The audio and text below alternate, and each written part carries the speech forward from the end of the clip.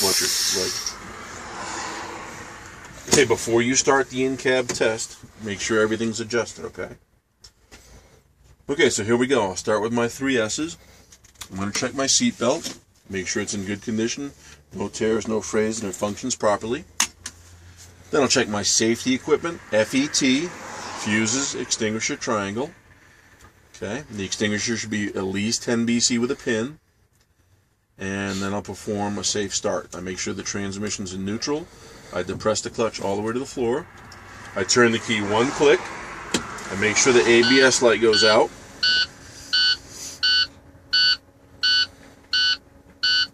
Okay, and then I fire up the engine. Okay, so I've done my 3 S's. Now I do my 3 4s. My PIG, P-I-G. My 4 pairs, my 4 indicators, and my 4 gauges. Okay, so my 4 pairs, I'll check my heater and defroster, making sure the fan blows. I'll check the wipers and washers. The wiper blade should be in good condition and the washer should squirt. I'll check the windshield and mirrors. The windshield should have no illegal stickers, cracks, or damage, and the mirror should be properly mount secured. And then I'll check my city horn and my air horn. Okay, now my 4 indicators. Indicators are lights that indicate you've left them on, they don't shut off, okay? So in other words, if I put on my left turn signal, I get a blinking reminder. Right, 4-way, and little blue high beam. So the 4 indicator lights are left, right, 4-way high beam. And then I'll check my 4 gauges. AVOW, air, volt, oil, water. My air gauges should be between 100 and 125. My volts 12 to 14.5. My oil pressure 20 to 40. And my water temperature 180 to 200, okay?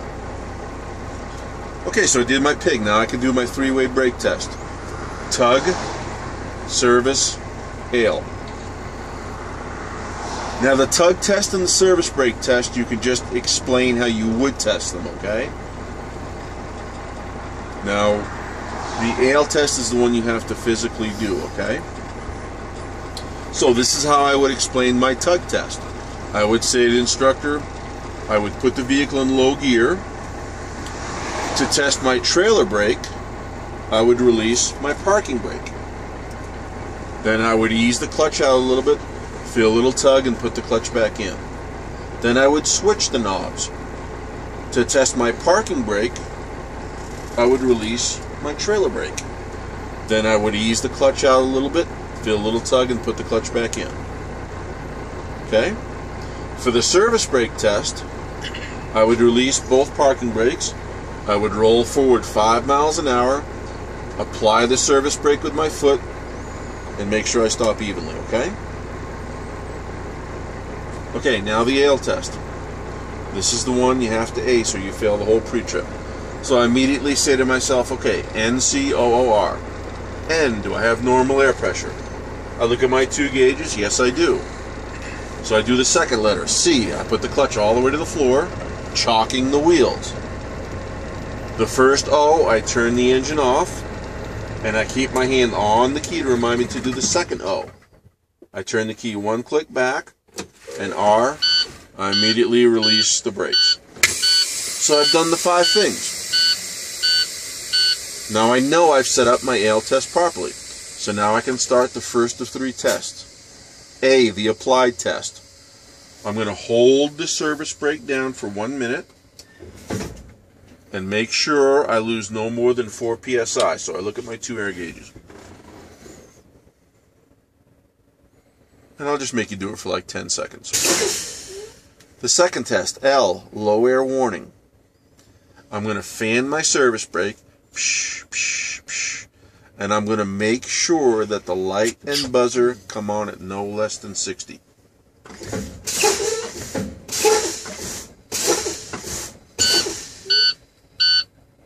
Okay, good. I got my lights and buzzers at no less than 60. And remember, you got to say both, light and buzzer. Now the last test, E, the emergency. I'm going to continue to fan the service brake to make sure that both valves pop between 20 and 45. And I'm going to look at the 2 gauges because I can hear when they pop.